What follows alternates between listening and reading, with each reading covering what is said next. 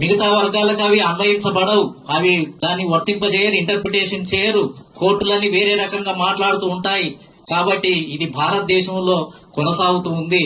కాబట్టి ఐక్యరాజ్య సమితి కూడా మరి భారతదేశంలో జరుగుతున్నటువంటి సంఘటనలను కూడా పరిగణలోకి తీసుకోవాలి. ఇది ఖచ్చితంగా ప్రపంచం ముందు ఒక గాయమే. ఇది ఈ సంఘటన అనేది ప్రపంచంలో, భారతదేశంలో జరిగినటువంటి సంఘటన ప్రపంచానికే ఒక గాయం లాంటిది, ఒక మచ్చ లాంటిది.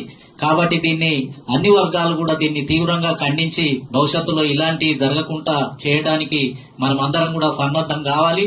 దీని అంతటికి కూడా కారణం మనం పాలక వర్గాలుగా లేకపోవటమే.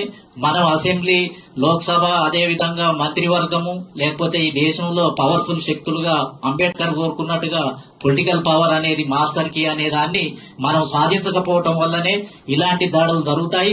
అధికారంలో లేని కులాల మీదనే దాడులు జరుగుతాయి. బలహీనంగా ఉన్నటువంటి కులాల మీదనే దాడులు జరుగుతాయి. అమాయకంగా ఉన్నటువంటి వాళ్ళ మీద ఎంత దాడి చేసినా ఎవరేమనుకోరు, పట్టించుకోరు.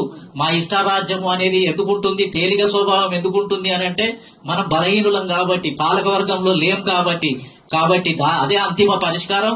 కాబట్టి భవిష్యత్తులో ఈ 2 తెలుగు రాష్ట్రాల్లో కూడా